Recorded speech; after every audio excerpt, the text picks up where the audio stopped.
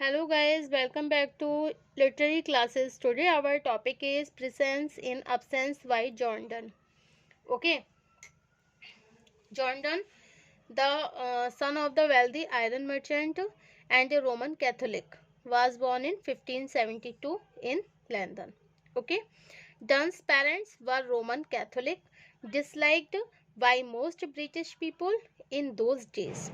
His father died in 1576. 1576 में इनके father की डेथ हो गई. When he was only 4 years old, जब वो केवल 4 years old ही थे. आफ्टर हिज अर्ली एजुकेशन, जैसे मतलब अपनी अर्ली एजुकेशन के बाद ही वॉज सेंड टू ऑक्सफोर्ड. वो ऑक्सफोर्ड चले गए, उन्हें ऑक्सफोर्ड भेज दिया गया. और इन 1584 1584 में then at Thavies Inn and the Lincoln's Inn he was hated by his class fellow and teachers for being a Roman Catholic. वहाँ पर उनके जो क्लास फेलो थे उनके द्वारा और उनके जो टीचर्स थे वो उनसे नफरत करते थे. क्यों? क्योंकि for being a Roman Catholic, क्योंकि वो एक रोमन कैथोलिक थे.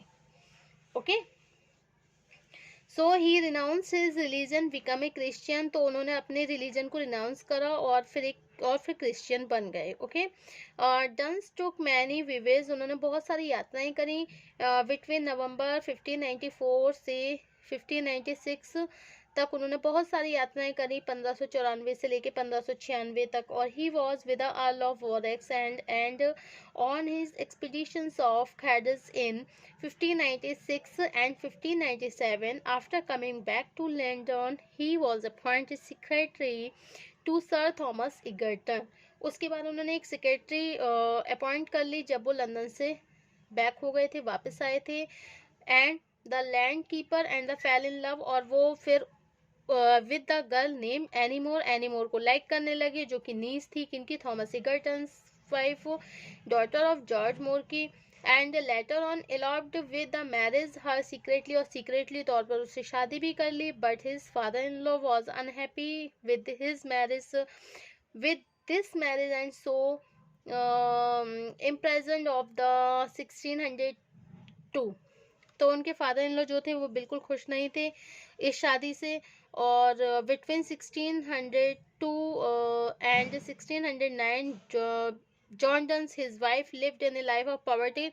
जॉन डन और उनकी पत्नी ने बहुत ही गरीबी में अपना समय बिताया. At this time Annie Morse's cousin help done with a job, उनके जो एनी मोर का जो कजिन था उसने डन की मदद करी एक जॉब के साथ में. और 1609 में George more expected his daughter and John Donne as husband and wife settled a huge allowance of the money for his daughter.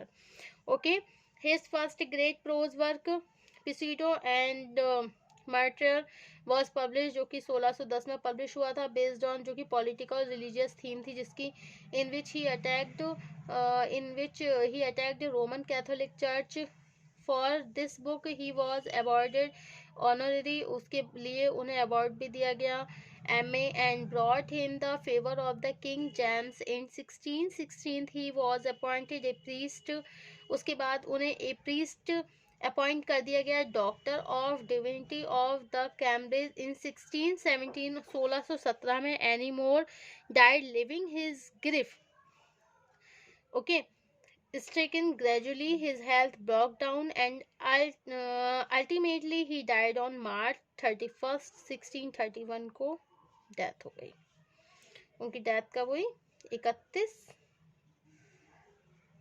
तारीख को, 31 मार्च 1631. Okay,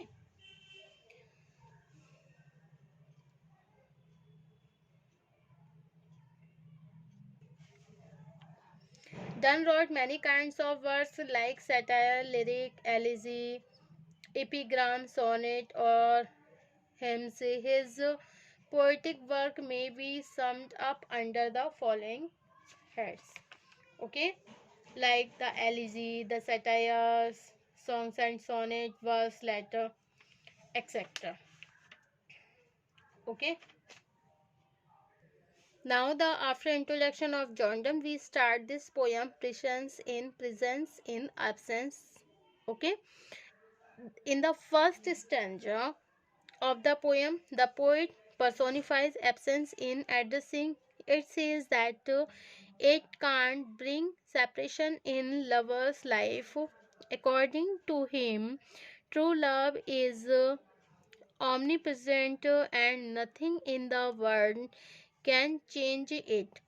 True love may be compared with God, as both true love and God can be attained through realizations and not through physical positions.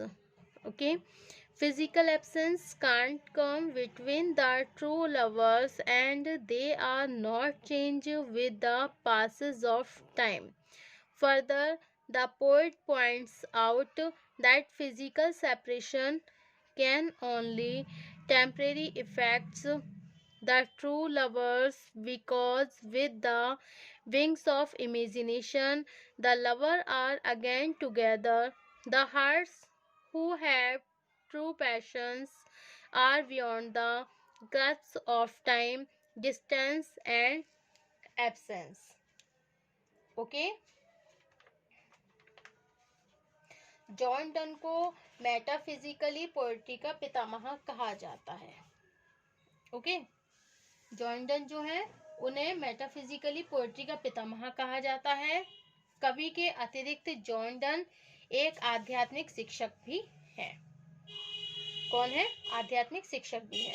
उनकी कविता present in absence उनकी बेहतरीन प्रेम कविताओं में से है. यह अंग्रेजी कविता के विकास में महत्वपूर्ण योगदान है. इस कविता में वह सिद्ध करता है कि सच्चा प्रेम किसी से भी, यहाँ तक कि प्रेमिका की अनुपस्थिति से भी प्रभावित नहीं होता है. प्रेमी प्रेमिका एक दूसरे की अनुपस्थिति में भी कल्पना के पंखों द्वारा एक दूसरे को महसूस करते हैं. कविता की विषय वस्तु की अमरता दो व्यक्तियों का आत्मिक मिलन है. ओके, कविता आध्यात्मिक प्रेम का एक अनुपम उदाहरण है जिसमें प्रेमी प्रेमिका एक दूसरे की जुदाई से परेशान नहीं होते हैं.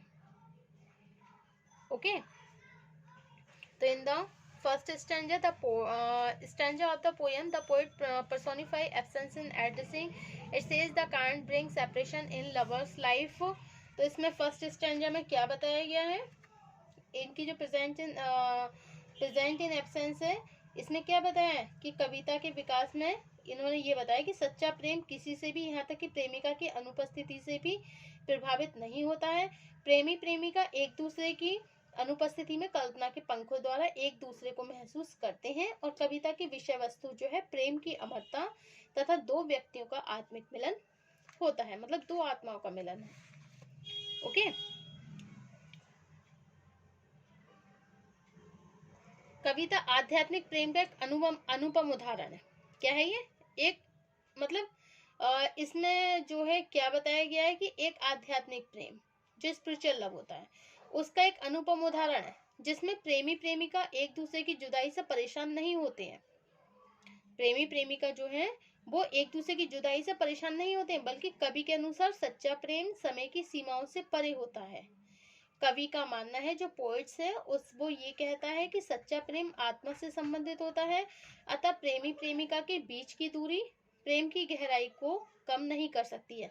अगर प्रेमी प्रेमिका का किसी तरह से सेपरेशन है तो ये नहीं है कि उनके प्रेम की जो गहराई है वो कम हो जाएगी. आध्यात्मिक प्रेम सदैव अमर रहता है, जबकि शारीरिक आकर्षण पर आधारित प्रेम प्रेमिका की सुंदरता घटने के साथ कम हो जाता है. Okay, the lover is enabled to enjoy the love of her beloved irrespective of her physical absence. Okay, अगर कोई भी मतलब उनकी उसकी प्रेमिका की अगर कोई भी विलब्ध जो प्रेमिका है उसकी अगर जो शारीरिक अनुपस्थिति है, मतलब वो बॉडली तरीके से वहाँ पे अगर प्रेजेंट नहीं है, तो ये नहीं है कि उसका प्रेम कम है या फिर वो प्रेम नहीं करती है, ऐसा नहीं है. ओके, जो कवि के अनुसार क्या है, सच्चा प्रेम क्या होता है, समय की सीमाओं से परे होता है. सच्चा प्रेम आत्मा से संबंधित होता है. The poet in the next stanza describe the virtuous of the beloved. अपनी प्रेमिका के गुणों को बताता है. शी हैज लॉफ्टी लव, वो बहुत ज्यादा ऊंचा लव रखती है, मतलब बहुत उच्च क्वालिटी का उच्च हाई क्वालिटी का प्रेम है उसका, and dedication for the lovers, और अपने प्रेमी के प्रति उसका समर्पण है. Okay. In the last stanza of the poem also the poet soars high with the wings of the imagination, कल्पना के पंखों पर वो उड़ते हैं, and is not worried due to the absence of his beloved. और ऐसा नहीं है कि मतलब उसकी प्रेमिका वहाँ पे एब्सेंट है, यहाँ तक कि क्या है कि प्रेमी प्रेमिका एक दूसरे की अनुपस्थिति में कल्पना के पंखों द्वारा एक दूसरे को महसूस करते हैं. ओके. और कविता की विषय वस्तु प्रेम की अमरता तथा दो व्यक्तियों का आत्मिक मिलन होता है. कविता आध्यात्मिक प्रेम का एक अनुपम उदाहरण है. In the last stanza of the poem also the poet soars high with the wings of the imagination, कल्पना के पंखों पर वो क्या करते हैं, उड़ान भरते हैं. And is not worried due to the absence of his beloved, और वरीड वो बिल्कुल भी चिंता नहीं करते हैं किस चीज की, कि उनकी प्रेमिका अनुपस्थित है, मतलब उनके पास नहीं है. ओके. तो इसमें कवि के अनुसार जो सच्चा प्रेम होता है वो समय की सीमाओं से परे होता है. कवि का मानना है प्रेम की गहराई किसी भी तरह से, अगर जो प्रेमी प्रेमिका है अगर उनमें किसी प्रकार का सेपरेशन है, अलगाव है, मतलब वो अलग है, एक दूसरे के पास नहीं है, तो ये नहीं है कि उनके प्रेम की गहराई कम है, ऐसा नहीं है. क्योंकि जो स्पिरिचुअल लव होता है, जो आध्यात्मिक प्रेम होता है, वो सदैव अमर रहता है. ओके. जबकि शारीरिक आकर्षण पर आधारित प्रेम प्रेमिका की सुंदरता घटने के साथ कैसा हो जाता है, कम हो जाता है. Okay. There is no separation, no sorrow and no disappointment. So the poet in the whole poem advocates that emphasize true love. He says his mind hath found affection's ground beyond time, place and all morality. Okay. Thank you for watching my YouTube channel.